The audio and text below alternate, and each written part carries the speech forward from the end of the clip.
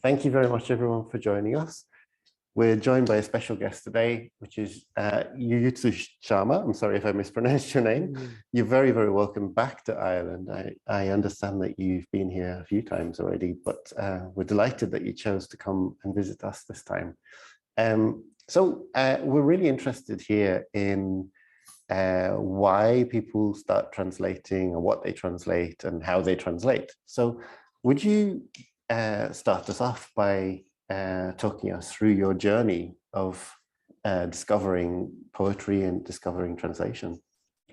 Yeah, thank you, James, and thank you for giving me this opportunity to come to this place and this wonderful venue and the Center for Translation.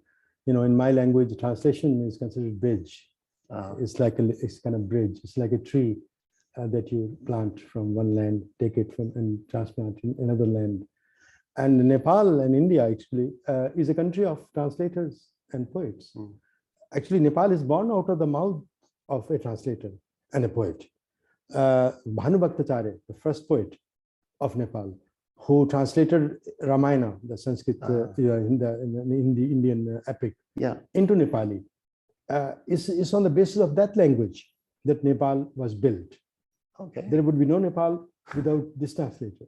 Okay. For the first time, he translated Nepali language that we use. He translated that from Indian languages.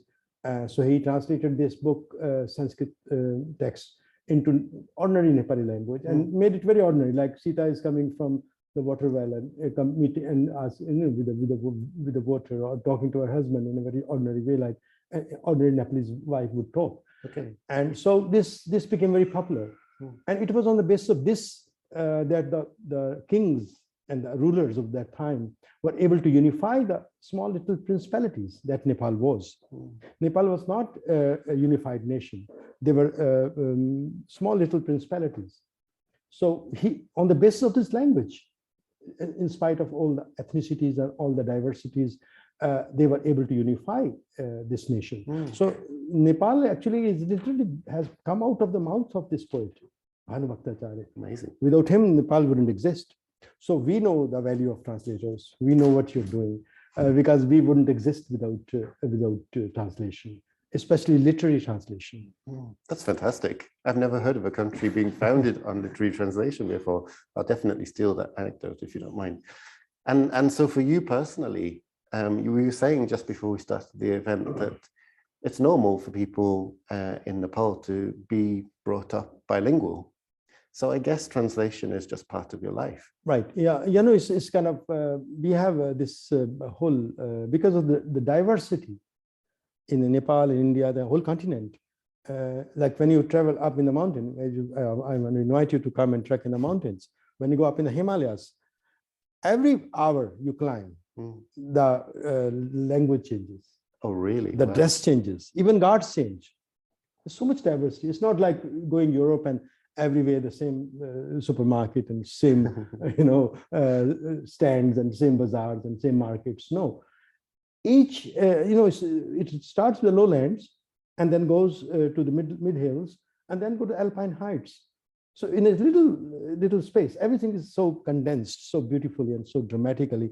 And so this diversity, this richness of culture, art, language, even customs, even clothes, and how the people behave, and how their guards are different. Each has their own guards and own divine faith and beliefs. Yeah. So Nepal is the only country in the world where Hinduism and Buddhism coexist. Yeah. In India, Buddhism is different, Hinduism, but here there's a text called, again, a translator text called Nepal Mahatmya. And it's part of the Sukanda Purana, ancient texts. So the priests were very smart. What they did was they tried to put these Vishnu, Shiva, and Buddha in the same platter. Okay. So actually, there were big conflicts between these. Yeah. And certainly Buddha had a lot of trouble with the Hindus. Yeah. Because he was trying to oppose the traditional idea of Hinduism. But in Nepal, they like if you go to the Hindu shrine, you will have Buddhist Really? idols. And if you go to Hindu shrine, you will have Buddha.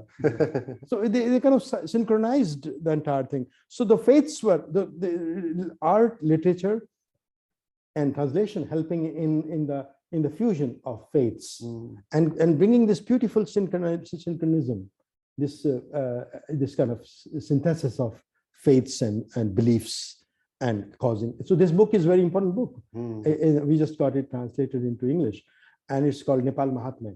Okay. It talks about the glory of Nepal and the deities and all the legends and around the main shrine, Pashupati. Is like the main where they won't even allow you to go in. Really? Ancient, but they don't let Westerns come in. Okay. It's a kind of silly tradition. But I mean, it's about that very shrine, and it's central to the makeup of the Nepalese culture. So similarly in India is so big and so diverse, and so I mean, I was in Amsterdam, and they brought this young lady. I was living in an artist village, and said she's Indian. Talk to her. She was from Kerala and she spoke Malayalam, and I'm from North India.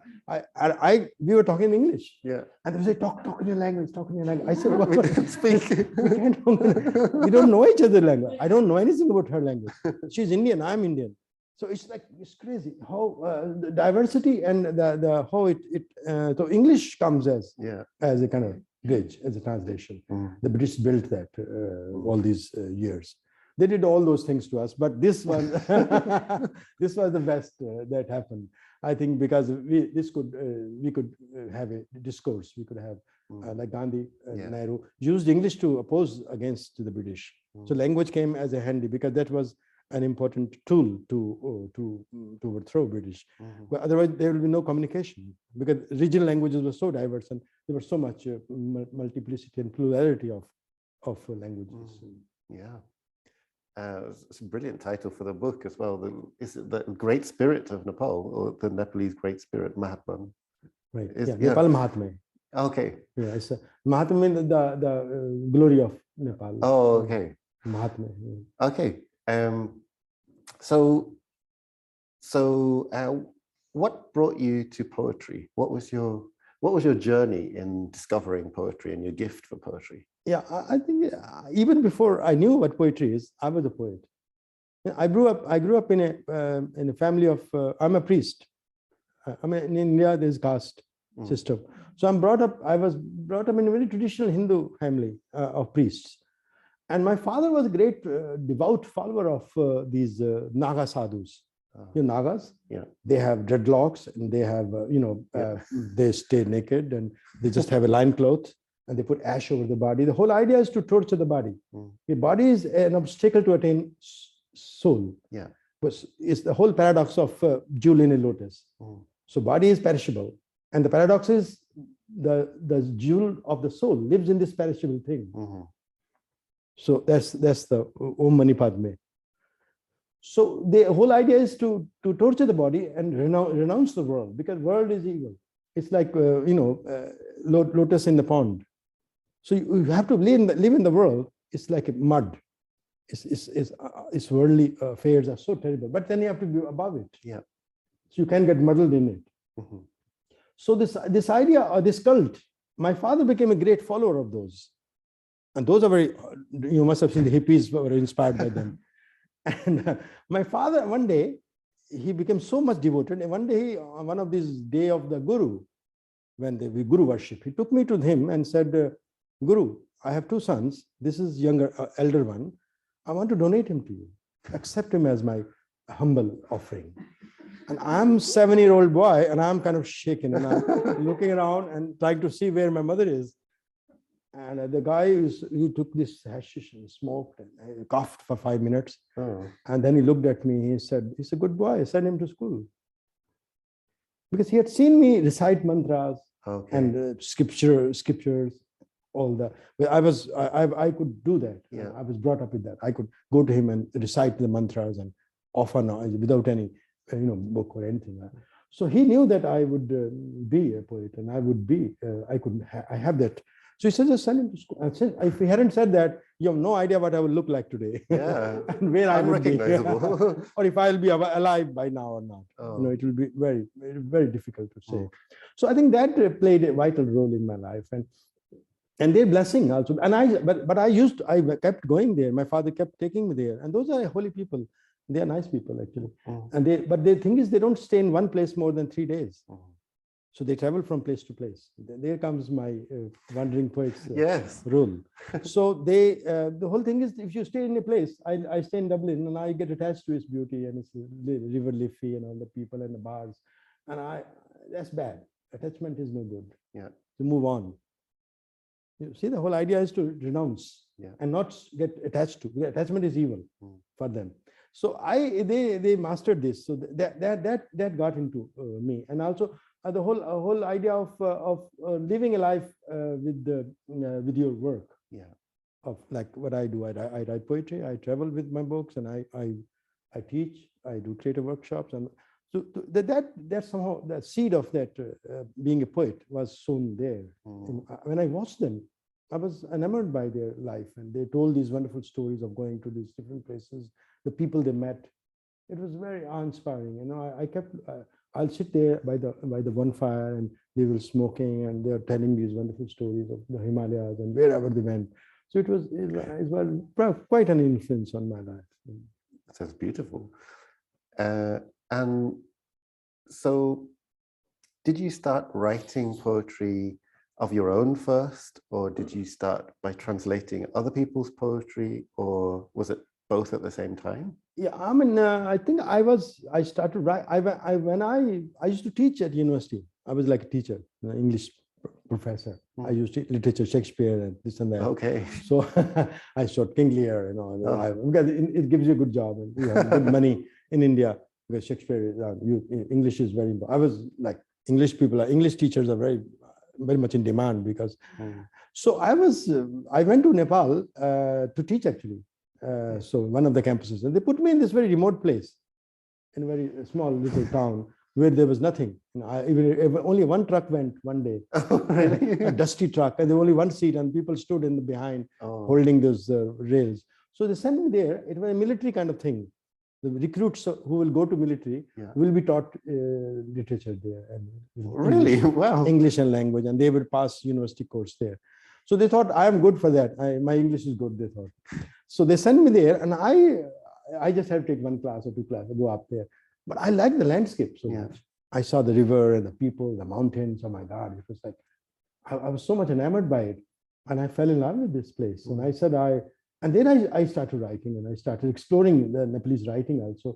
And I started translating there and I started talking to local people. Some of the poetry that written in Nepali is in folk music, in folk meter. Okay. So it was good to talk to the local people and know what they think and how they express their view in the folk meter and the folk traditions. So that led me to this translation of folk tales and folk literature, as well as Nepali literature and other literatures. So that gave me, it was kind of a 2-year workshop. And unfortunately, the campus moved from there. They went to Kathmandu. Everything moved. They took a whole truck full of stuff, went back to Kathmandu. And that was the end of it. But I was somehow enamored. So then I started trekking.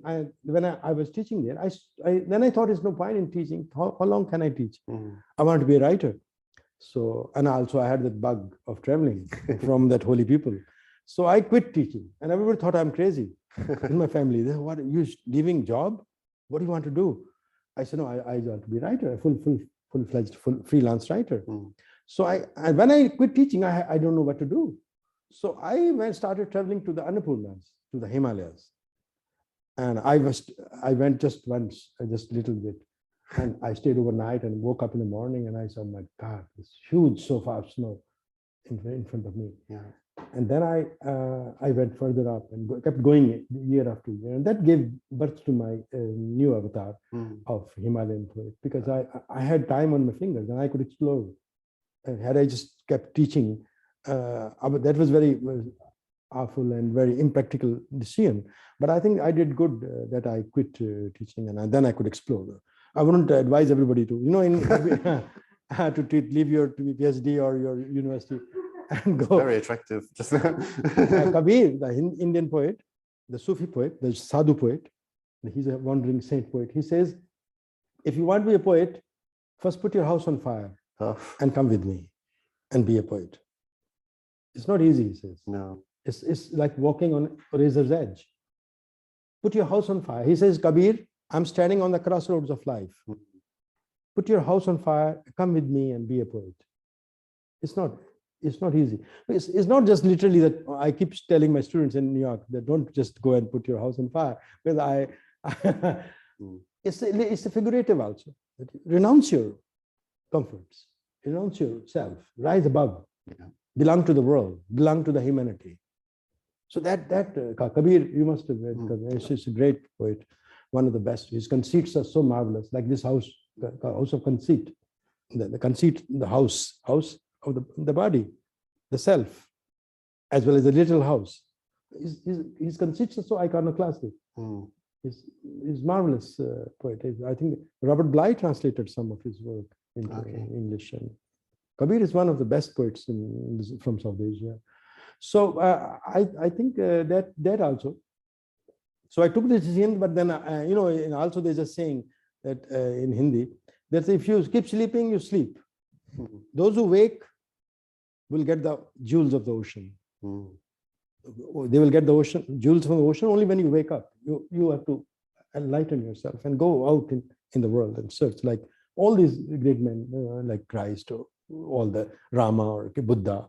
They did that. You have to renounce your world and go out out in the open and see, explore. Because staying in your own and cozy environment wouldn't let you know what the world is and be. I mean, it's the traditional terms. The idea of poetry in Asia is like, it's not just a university poet or gets a grant. It's very different. And poets are real. Like almost in Nepal, almost every week I get a book of poetry. Really. It's like I've said, Ireland and Nepal are very close. Everybody is a poet there. You go to, like, I take you trekking, and even a poetry is a poet. And a tea shop, the dishwasher is a poet. Everybody is a poet. So I can have poetry reading anywhere in Nepal, because it's kind of soul of Nepal. Okay.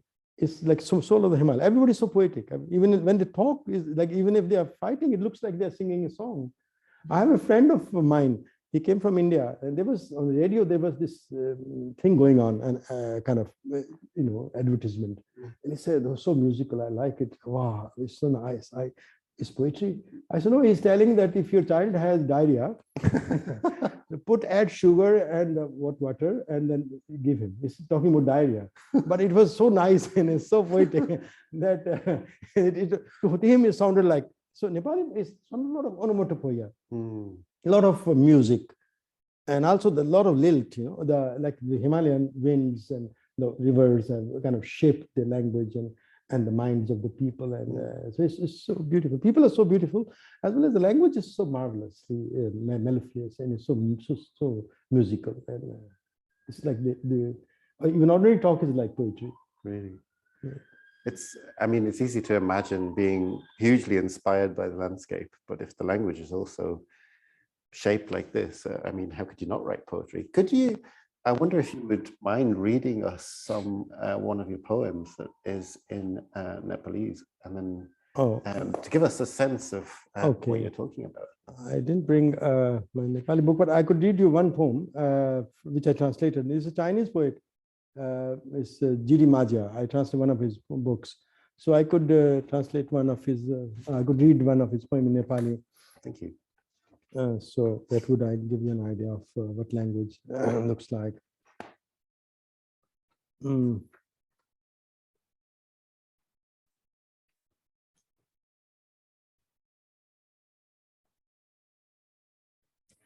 जवाबहरू के तिमी अझै सम्झिन्छौ जिलीबुटे जाने त्यो सानो गोरेटो एटा मै झैं मधुर गोधुली साँझ उनले मलाई भनेकी थिइन् मेरो बट्टा भन्नेको सियो हराएको छ ल चाँडै त्यसलाई खोजिदिनु मद्दत गर्नु त मलाई मैले चारैतिर खोजेँ त्यसको रेटोलाई के तिमी अझै पनि सम्झिन्छौ जिलीबुटे जाने सानो गोरेटो एउटा गरङ्गो गोधुली साँझ मैले उनलाई भने मेरो मुटुमा केही गाडेको छ गहिरोसँग के त्यो बुट्टा भाइन भन्नेको सियो त होइन उनको आँखामा आँसु पलाएको थियो I can see what you mean. It's beautiful. Could you give us a sense of what the poem? It's a poem about a man. He meets a young girl, and she says, "I have my needle has fallen here in somewhere in the grass," and so he's trying to. He says, and then he tries to find the needle. She lost her needle and try to help her find a needle. And then he goes again on the same path, and he says, "That needle is stuck in my heart, and I'm still trying to." Oh, how romantic! It's very poetic. I can read the English version. Oh, thank you. Sure. Because it's a bilingual book, and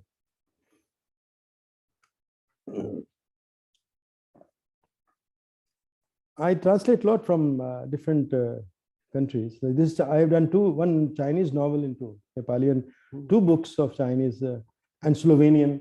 Really? And also Nepali I have translated into English, several books. And I did this magazine Pratik. So in that I try to translate, give a lot of, folk song. Folks have come home, no, not this one, answers. Do you still remember the little road to Jezero? The honey twilight hour, she said to me, I've lost my embroidery needle. Hurry up, help me find it. I looked everywhere on the country lane. Do you remember the little road to the Jezero? The weighty twilight hour, I said to her, something is stuck deeply in my heart. Isn't it that embroidery needle? She was moved to tears. So I can see. Okay, that's fantastic. So you have quite a pile of books here. Yeah. Very prolific in terms of your outputs. And so you just mentioned that you translate this Chinese literature and did you say Slovenian? Slovenian, yeah. And Slovenian. do you feel that you translate mostly into English or into Hindi or into Nepalese or Punjabi? Or... Yeah. I do translate like from English to Nepali and from Nepali to English, both. Okay. So Nepali literature I translate into English and Chinese, well, because I teach and I'm in the universities, so I get a lot of work. And also, it's a kind of thing of a poet, you know. Yeah. So to live as a poet, you have to do all these things, you know. So I have to translate to. Also, I love it because it's passionate to belong to the whole world of poets, and so I did a lot of translations of American poets and Irish poets. I did Seamus Heaney and Karl Ushake and a lot of poets I was translating. And then this magazine I did is called Pratik. So we did all this. It has I translate a lot into from different languages, and we published we had Basque poets this time. Each issue has a special issue. We're doing a Chinese issue. We're doing a Latin American issue, a Chilean issue, so Bolivian issue. So we do different kinds of Spanish. We had Spanish, European issue. We had. So it's a kind of pretty. I'm very happy with that I'm doing it because you belong to the all this community of world poets in that way. And also I travel a lot. I meet all these poets. So like I meet a poet and I will ask him, where are you from? He say, I'm Chile. Would you please like to kind of curate for me a segment of Chilean poets? Yeah. So he will bring about 12 poets and put them together. So this is how I work. That's beautiful. So I will say like we had Irish poets a few issues ago. So I asked one of the poets to put together, and we want to do a full length actually. We're trying to talk to Irish Literature Exchange and other so we can have a full length issue of. And that's why also I'm here. Oh, fantastic. To build to have a big. We have a LA issue, like big LA issue, 88 poets from LA. And that sold very well, and that brought us good name. And also, I belong to the whole big community of LA. So I'm going to go to LA. Yeah. I'm going to do readings. We had a launch there last time because the pandemic messed up everything. So it has seriously affected my work. But hopefully, we are trying to get back to. That's why I'm back on my tour, and this is actually the beginning of the tour. It was second event yesterday, and Drogda we had an event, very successful, and I'm really thankful to you for hosting this, because this no. gives us a lot of energy and vitality, and gives us a lot of hope that what work we are doing is worth it. Oh, for sure. And the pleasure is ours. So you just mentioned there your traveling spirit, which you got from an early age, and you're still living it through. So if I understand correctly, you spend half of the year in Nepal or in India, and the rest somewhere else in the world. Yeah. Would you talk me through how that works for you? Well, it's actually, it started as a kind of, I use snowballs when you start working, and because when you take on this role of a poet, and when you have nothing to do except poetry, so what do you do? So it became a kind of, I started as a kind of simple thing, like I got some fellowship from Rockefeller, this and that, Oh, wow. and I started developing, and now every year I'm a visiting writer at Columbia, and then I have a reading to do in LA, and then I have like some festival to attend. So it kind of, so it has been so much, and especially because of New York University, I was visiting writer several years at New York University, NYU, and then in Columbia. So I have been, before pandemic, it has been kind of regular thing to be to America mostly, and to Canada, and then half the year. So because only after many years I stayed for like 1 year at home, because of the pandemic. Otherwise, and I started working on art of fiction kind of book and try to finish it. Oh, really? Oh, that's fantastic. We have one of our PhD candidates here whose research is about autofiction. Oh, so I would love to meet. Well, I'll have to tell him that you brought this up. So do you generally travel to one place, or do you, when you're traveling, say, to the States, do you find yourself moving around all over the place? Actually, I love New York City. I not that I work there, I live there. Because New York, when you come to Europe, I mean, in India we have caste system, so no longer, no matter how long you live there, you will never be Hindu or Brahmin or untouchable even. You will be like what you are. So it's very kind of tight. And come to Europe, and I no longer how I live in Ireland or in Germany or in France. Never French. I'll never be French or German or English. But you go to New York City, and next day you're New Yorker. They have this big spirit of humanity, the whole dread of humanity that you share in the subway, in the street. So I love this New York City so much. So I wrote this book, A Blizzard in My Bones, New York Poems. So New York is my favorite city after London. Really? Before going to London, before going to New York City, I used to go to London. London is also kind of melting pot and a kind of huge place. But then when I saw New York City, then I started going to London, because London, of course, is second after that. Okay. So because it's a whole, London also in a way is very broad and very kind of open to things, and you don't feel like Of course, we have the colonial thing, because the British ruled us, so I feel intensely that thing. But in New York, you don't even feel that. They are like us. They are colonized. Exactly. But still, I was very comfortable in London, and as a writer, I could almost read every day in London. And poetry is celebrated in such a big way. I had a friend, he passed away recently, and he could take me like these underground readings that every night I could read, like every night almost, literally. Wow. He knew all these places. He would take me to these bars and this. I wrote this essay, like, "Don't bring me flowers." One name of one of the events. So London is very vibrant in poetry. So I was in Poetry Parnassus. I was there and meeting these poets from all over the world. So it's a poet's paradise. I think London is for a poet, and then New York City, of course, is the ultimate paradise. And so as a poet, it's good work and good spirit. And I meet poets every day, and almost every day you can read someplace and meeting poets and hanging out with them. So and also America is big. So it's very, very important. So for a poet to survive as a writer, I mean, you need to make your living. So because all these translations I get is because probably I'm in New York, and I'm at Columbia or New York City and New York University. So I think that most of the students there, they recommend you. So I see. I don't know who said. I think Mark Twain said or someone that if you make in New York City, you make everywhere in the world. If you make in New York City, you make everywhere. I can believe that. Yeah. Maybe you'd read us one of your poems about about New York or New York, yeah, from New or York. Himalayas. Well, you've just spoken so passionately about Yeah, New York. sure. So Yeah, let's so hear- I'll read that poem, which is title poem. It's about New York City. It's how you become a New Yorker.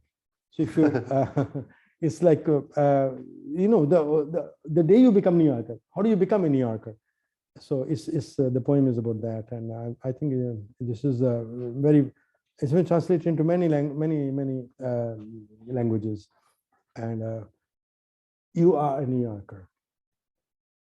The day you learn to notice sparkle of sullen silences, snapping the darkness of them burrows, or stop taking notes of wild blizzards racing along the signature shore, you are a New Yorker. That you start hearing Gaga songs in the screeching subway cars and stop saying, I don't know no Spanish to Latino visitors seeking directions, you are a New Yorker. That you start hearing and start understanding the thick jumble of subway announcements or roadside pronouncements. You don't have to be a Rockefeller to be a generous guy. You are a New Yorker. That you stop taking the free Staten Island ferry to click a perfect shot of Statue of Liberty, or stop visiting Times Square at night and forget to find a way out of his labyrinth, or learn to walk the Brooklyn Bridge without a secret desire to dangle a padlock on one of its rafters, or stop seeing Walt Whitman sitting atop his edge, looking for his beautiful boys and vagabond ferries entering the sheltered bay. You are a New Yorker. That you stop fearing spy dogs at Grand Central, recognize the homeless that hang out at Port Authority or Jackson Heights. There you pass through the shrunken midnight of Sutphin Boulevard or Jamaica subway station without holding your breath in terror. You are a New Yorker. That you start loving Starbucks coffee wafting along the wide glassy Manhattan malls, or learn to chew the Brooklyn bagel, or lap up the steaming loneliness of chatty dog walkers around Central Park, or learn to make love and forget the face of your partner. You are a New Yorker. That you stop guessing the origin of blonde teenager reading the current issue of the New Yorker. Stop looking at the bare shoulders of the Vietnamese girl sitting on the free Wi-Fi table near the entrance of So Nice Village Cafe, opening and closing like her red lips on the first day of winter snow. That you pass by Magnolia Bakery, loaded from famed cupcakes and moon-sized cookies. That you stop visiting White Horse Tavern to pose against Dylan Thomas's drunken portrait, or stop hearing John Lennon's voice climbing the fire escape ladders of Hotel Chelsea, or stop looking the room where she gave Leonard Cohen a blowjob. You are a New Yorker. That you stop gawking at gay couples on L train, romancing like Bollywood couples, or fervently discussing pussy power, animal rights, or the ailing pets or parents. That you stop staring at the Hasidic Jews of Williamsburg, their curls dangling out of the black velvet caps like Lord Shiva's sacred serpents. You are a New Yorker. That you learn to laugh like a Latino bartender, or smile like a Filipino waitress, standing beside her stuffed rose pig like a queen, or stop looking at the cleavage of the nudist poet at Central Park, or learn to check your seat in the subway for a stain of shit a homeless might have left for you. You are a New Yorker. And finally, the day the girl from Cleveland, Ohio, behind the counter of Greenwich Cafe, gives you an email, offers a free top-up on your coffee, or lets you take you in, lets you take her out, you are a New Yorker. So this is kind of brilliant observation. A feel of being a New Yorker. The whole humanity, you know, and the idea of belonging, not just being you and being everybody. The whole world is there. So that spirit is, I think, very. I think it's so true. Whenever you go to a place and you stop doing the tourist things and you kind of fall into some kind of routine. That's when you start to feel like you belong there, I suppose. So I wanted to know a little more about your process when it comes to translating poetry, because in the little bit of experience that I've had of working with poets in translating, what I really learned is that they are brilliant at leaving things out, like allowing the reader to make the connections where as translators, we often feel the need to like fill in all those gaps. And one poet once said to me, the art of poetry really comes down to what you don't say. Do you agree with that kind of sentiment? Yeah, I mean, poetry is by definition imperfect. It's impossible. It's art of impossible. So what you can do, what you get is important instead of nothing. You can never have a perfect translation, of course. But thing is that only a poet can translate. I believe, and I'm a teacher. English teacher wouldn't be able to do it. I just, if you know language, a Spanish teacher or just a scholar. Yeah, because the sense of metaphor, what can save the poem from falling apart. Yeah. So if you don't know you don't have a sense of metaphor. The poets are different beings. Poets have other part of the brain working. Yeah. So unless you have that, I think no matter how good a translator you are, you have to have that capacity, that emotional condition. It's a condition. Writing poetry is a condition. So you have to have that. Impossible. It's like also like what I do is I will first, like this poem I will just do one first draft, just rough, and try to be very as close to original as I can. And then I will tear it up, the original. I'll tear the original, throw it away. I will never look at it again. Then I work on what I have with me. Okay. So and I'll try to make poem out of it. I'll try to go as close as I can to the original, and then I'll tear the original. I will never ever look at it, but I'll look at what I have now, and I'll try to make it alive. Yeah. And make a poem out of it. It's like, too much work also it's very delicate. Like in India or Nepal, we have this game. They have roost. They have these partridges. Yeah. And they sharpen their beak because they make them fight. It's cruel. Yeah, it's horrible. So and they sharpen so much that sometimes beak breaks. Oh. This poem, it can happen with a poem. If you too much work, that's a brilliant metaphor. You can destroy the poem. So it has to be very. It's like deaf. Like you are doing a surgery. Yeah. It's like your doctor's fingers. You can destroy it. You can kill the bird. Yeah. You can break the beak. So it has to be very, very calculated. And only a poet can do it. He knows what to do it. It's like my mother, the midwives we had in the mountains. They know what to do with the baby, and they know how to take it out, and how to they know what's inside, what's happening. It's like you have to be as deft and as smart as those housewives or midwives. Up in the mountain, there's no doctor. Doctor is miles away. Yeah. Doctor is 10 miles away or 20 miles away, and you are the only one there. She's goddess, or the shaman is the only one who is there to help you. And I was traveling in the mountain. I met this shaman. He said, "Oh, people come to me in the middle of the night, and like 4 days you have to walk to the hospital." And they brought this girl. She had cracked her skull, and they brought. And I thought, "My God, why did you bring it to me? Take her to hospital." And they said, "Sir, she will die because 4 days to go to the." And he said, "I reluctantly stitched her up." He's a shaman, so I stitched her up, and I did some mantra and with the feather, the peacock feather. Yeah, he did some ritual because the girl had faith in him. He said, after 6 months, I hear she's getting married. A girl from Dublin or New York or from New Delhi will die from the shock of it, that the skull has cracked open. Yeah. Is the faith in this man? Is the faith in your vision? Yeah. In the faith in ecstasy. Poetry is ecstasy and vision. It's faith. So we know only that the doctor knows, but also because the patient believes in him. Yeah. The translator has to have faith in the poet, and poet has to faith in it's like shaman and patient kind of behavior. They get cured. We won't. Because I trust. I have read so much science, and I try to rationalize everything. It wouldn't do. The guy would say, "I have a stomach pain," and for so many months, then he goes and this guy does this, and he gets cured. I won't, because there's something the whole other world of healing and ecstasy and initiation.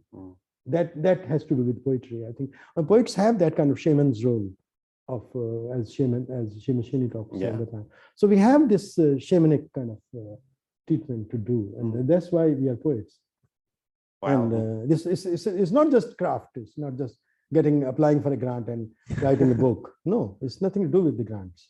It has to do with vision, with ecstasy, with the evocation of the world. It's like Parvati, the Lord Shiva's wife, playing with the doll. She's taking shower.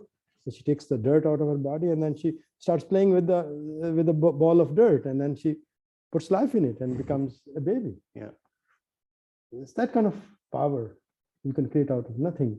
Out of dirt, you can create a baby. There's Ganesha, the Shiva, the guy with the elephant head. And human body. Yeah, it's a long story. It goes on. Yeah, it's a beautiful story. So, and then Shiva comes. He doesn't even know that he's his child. He's standing in the door, and she's taking shower, and she says, "Don't let anybody come in." And Shiva gets upset. He says, "Who are you?" He said, "My mother is taking shower. You can't go in." He said, "What do you mean? It's my house. She's my wife taking shower." And he said, "No, sir. You have to fight with me." Oh. And Shiva gets angry, and he chops his head off. And mother comes out. She said, "What did you do? You crazy man! You killed my son." He said, "What do you? I don't even know. You have a son without me." So, and then he tells the servants, "Go and get a baby of a newborn, head of a newborn baby." The servants are stupid. They go in the jungle and they bring an elephant being born. They chop his head off and bring it to him. Yeah. And the wife gets upset. She says, "What the hell are you doing? How can you have an elephant head on a human body? Who will love him?" He said, "Don't worry. I will bless him.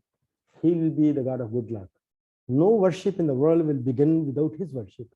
So this baby is the god of good luck. Yeah. So her idea of truth and beauty and welfare, Satyam Shivam Sundaram. Whatever truth is not always beautiful. Whatever is beautiful is not always true. It has to do good for humanity. That Ganesha story. Yeah. So art has to be good for others. Only then in our culture, the Western polarities don't matter in East. If you ask someone, "Where is your mind? Where is your mind?" So you say, "Mind here." No, our mind is here, between head and heart. It's heart mind. So we don't have dualities. We don't have head and heart or truth and beauty. We have polarity, multiplicities, polarities.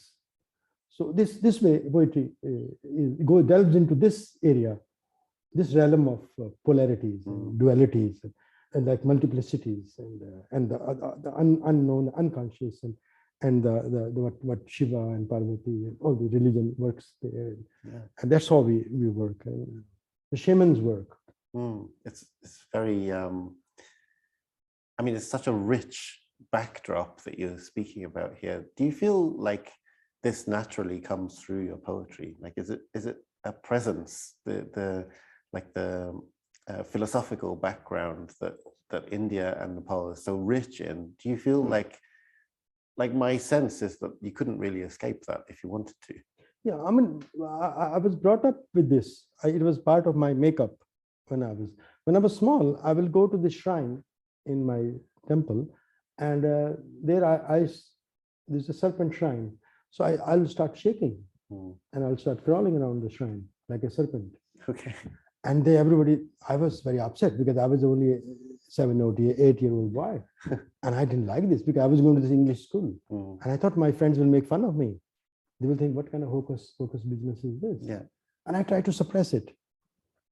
I said, "Oh, no good." I suppressed it. And when I grew up now, I realized that was a blessing. And so when I read poetry and I write poetry, the goddess rushes through me. Okay. It pushes that spirit I forgot, that I suppressed. So you shouldn't suppress, but it comes through your mind. It's something erupting, the volcano of spirituality or whatever, initiation. I think you should let it out. So I did the mistake because the Western education, it teaches you about science, and I was actually for some time very happy that I don't have to worry about all that, because now everything is kind of scientifically proven. Yeah. And 2 + 2 is 4. Yeah. And everything, the cause and effect, and everything is whatever happens has a cause. Yeah. But now I realize that there's something beyond. Like you go to a doctor and he will say, "What? I have a problem." They'll just check your all your body, to test your body, and this, they will stop where the body stops. But then there are spirit-related things, illnesses or conditions. That's where poetry or shamanism or writing comes in. I think that's where poetry plays a vital role. That's brilliant as well, to imagine poetry as kind of spiritual medicine. It's a beautiful metaphor. Well, I don't want to hog the conversation too much. I feel like I could talk to you all day. I wonder whether there are any questions from the audience. Yeah. I just had a quick question. You mentioned translating from languages like Chinese and Slovenian, and I was wondering, is that into English or into Nepali? Into Nepali, into Nepali. But I try to, with the help of English, from translate from English. I can't possibly, but they give me work to translate. So I have to, with the best possible translation that I have in English, I have to translate into Nepali. But I want to give Nepali people, my readers, the best view of what world literature is being written. Instead of they thinking they are, I know, they just, everybody thinks that I'm a great poet, you know. So let them know what others write, and so they can be exchanged. So they are well aware of the world, what is happening in the world. So I translate from possibly from English, but with the help of good translations, whatever possible, best possible there is. So Slovenian, German, Spanish, Lorca, I try to translate. So best, so it's a kind of, it's a new world, and not much is translated. So try to introduce to my readers the best I can. That's brilliant. I was just wondering about your interest in Heaney, Seamus Heaney. How did you come to that, and what were the challenges of perhaps translating? Yeah, when he got Nobel Prize, I used to write column in Kathmandu, and so I was about to leave my job. I was at that stage when I told you I quit teaching. So when he got Nobel Prize, it became a kind of big push that poetry can happen and poetry can do things. So his Nobel was kind of good for me. So I wrote this big article about him and about I discussed this poem in the dark, the blacksmith. So that poem came as I translated it, and I wrote in Kathmandu Post. I wrote this big article, and actually that came as a big push for me to renounce, to give up my job. I thought poetry is like, when fiction comes, it's, if Nobel guy, when you get Nobel or some bigger award, so it gives you like Octavia Paz or something like that, or Neruda. So you read his book and you say, oh, I want to be a poet. I mean, a poet is very formidable job. You don't get much. I mean, I travel a lot, so I make good money. But generally, a poet can starve very easily. Poet can just. I was starving in Nepal. There was no work. As a poet, there's nothing you can do. What can you do? I started writing columns. When I had nothing to do, I wrote weekly columns in 2 newspapers to make living, because I quit teaching. And then I started traveling, and I learned. It is very tricky thing of making living with poetry. So I learned it. I mastered it. It took me some years to learn it. So to get into the grants and this and that, it's a very complicated process. So I would not advise anybody to give up his job, because it's very tricky, and it takes a lot of sacrifice at family front and your children, and it can be problematic.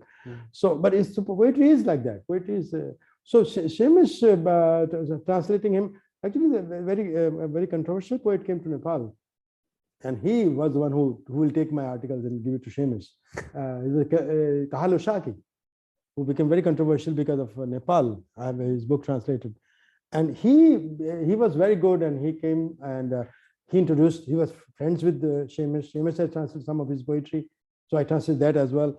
So when we were getting connected, so he is the one who took my article and gave it to Seamus, and so it gave me more energy. So I read more through him and tried to understand. We brought all these big picture books of Seamus, his landscape and this and that. So it gave me a lot, and his also worked on his poetry and also Irish poetry. He was one who, but then he had the woman came, some lady, American woman came, and she made a movie on him, and that became very controversial. And so it became, in fact, it became very difficult for me too, because of that. So I thought for some time, I thought people will kind of attack me because of him. I was afraid because I was translator, like Seamus, like Salman Rushdie's translator.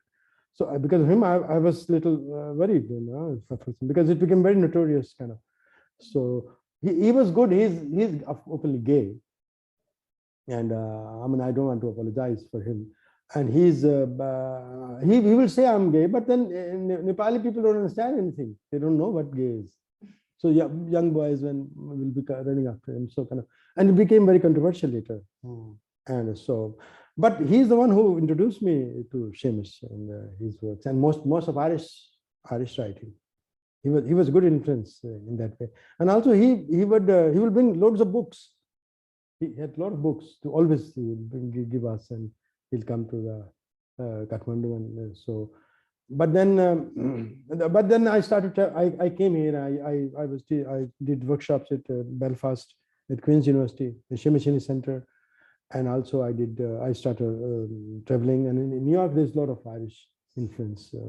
So Ireland has always be with me, and I whenever I come, I feel as a poetry thing. I keep telling people in Nepal, the government in Nepal, that you should develop poetry as its main theme, as a tourist kind of thing. And Nepal is a huge tourist destination. Yeah. I wish they would develop poetry as a big tourist thing.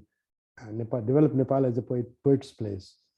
And that's my attempt to convince the government and to people there, because poetry is the main thing. Fiction and all is not important in Nepal. It's poetry that makes you touch the soul of Nepal. If you want, I'll read a poem which will give you an idea of what Himalayan. Himalaya is actually, Everest is not a Nepali name. Everest is a British guy's name who in British times tried to find if Everest is the highest mountain in the world. Nepali name for Everest is Sagarmatha, meaning forehead of the sky, which is very poetic. And the Tibetan name for Everest is Chomolungma, meaning mother of the winds of the world. Which again is very poetic, as opposed to this British guy's name. But British came, they come and they change everything and they go, and they are good to us. And and nobody knows now the Nepali name. So I want to, and another word for Nepali, for Everest is, in Sanskrit word is Devatatma, meaning place where soul of the god lives. This poem has in the end this word. So, little paradise lodge. My pen frozen against the daggers of Annapurnas. Anana blanc, shapeless plank, chopped from a sandalwood tree trunk and used as a table, I place my elbows and hold my face in my hands. Blinding snows of the Annapurna ridge, hugely shining in the eye of my mind. I sit in the spacious courtyard of your paradise lodge, deciphering shrill notes of birds in the mossy trees. One bird initiates a lilting note like our meeting, while others let loose a racket of breath vessels, ending with question tags. Can I stay longer? At least one more day in your little paradise lodge. Two birds playing in the crimson cherry tree stir a chord that seems like opening up of the blossoms of our bodies. Would you take me away and marry me? But what about this electric whistle, this cicada's constant chirr, chirr, chirr? The struggle of our breathless bodies against the dark suit of the night, the pigeons strutting freely in your courtyard, cool like exhausted porters climbing the mule paths in the singing gorges, their guttural quint, quint, quack, quint, quint, quack, quint, quint, quack. They seem to be using a human language, a kind of hushed speech robbers might use. Love, in the courtyard of your little paradise lodge, I see silence turning flowers into daggers. A herd of cows shuffles past me in a joyous mood, festive like young girls going to a hillside fair, saying, "Don't you go away, brother. Don't you go away. We would be back until dusk with presents." A cuckoo passes overhead, insisting, "Caw, caw, caw." Please, do not leave me alone. I'm utterly alone, stuck on the last mountain of the world, And beyond me, just one more mountain, where they say a deity lives, guarding a tiny turquoise lake. And thereafter, nothing but realm of melting snows, where souls of the gods live. Beautiful. You have a question?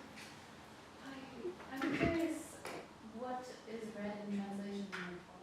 So you said that poetry is read. Is there a lot of, or even a small amount of books that are translated into Nepalese and published in Nepal, or is it kind of a mixture? Yeah, this is a very interesting question. Actually, I was. It's very strange that slowly the poetry. That's why I'm saying they should do something about it. Poetry is under threat. Poetry, because of this multinational publishing companies, and they come to America and India, and from India, mostly most of Nepalese writers don't know good English, so they read translations in Hindi. Oh, really? And like Okay. in our major poets and novelists, they didn't know had good English, so they were reading Hindi translation of poets and fiction.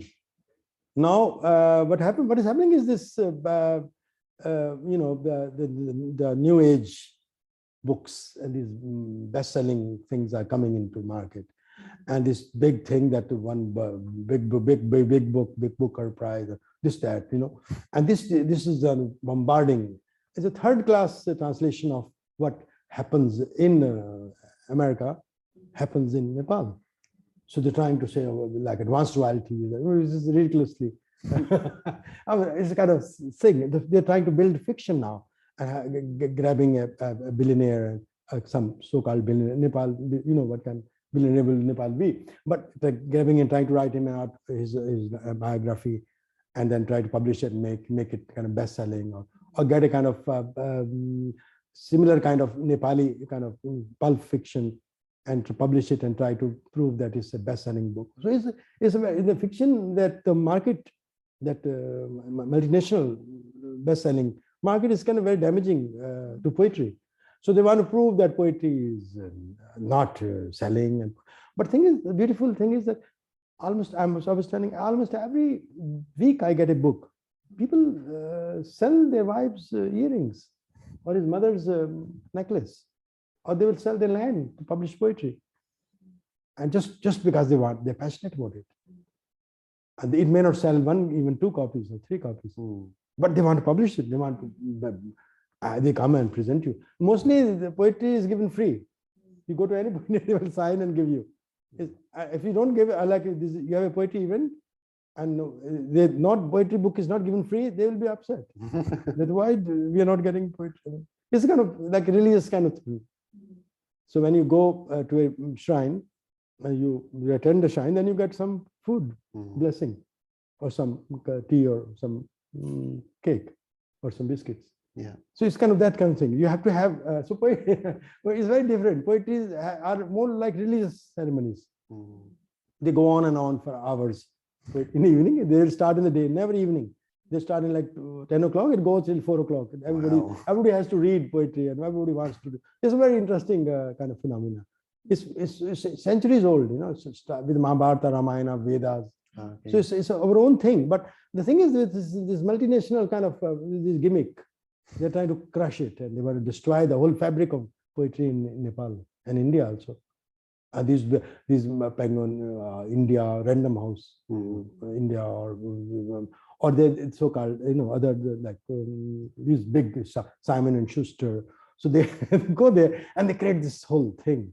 And they don't publish much poetry, very little. I mean, I'm not saying they shouldn't build this industry, of course, but this affects the indigenous genres, and of course, and the age-old traditions in a big way. It affects them, especially Nepal, a small country. It should be, they should develop their own voice, and if you want to know their voice, it's poetry. And also the translations are important. And there's an academy of arts, poetry, and they have their own, government appoints those poets, and it's a whole thing. But still, it's these things. So it's very mixed at the moment. It's self-help books, like Paulo Coelho and all that.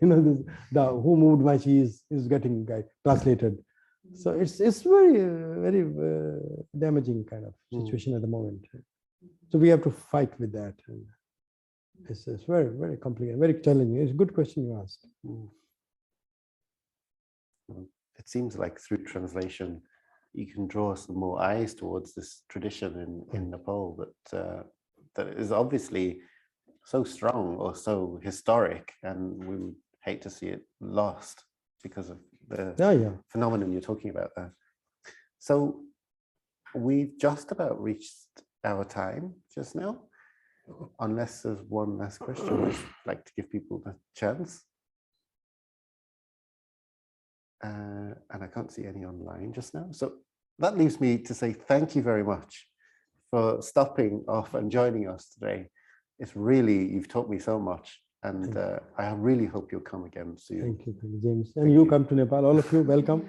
And I'm there always time in half the year, and I'll take you, we trek in the mountains, and you will come to know the spirit of the soul of the god, and you will be thrilled. And it's like, top of the world, and it's one of its own, first of its kind experience. And people are so beautiful and so nice, and you will be in love with them. And the landscape is so wonderful. Thank you. Namaste. Thank you so much.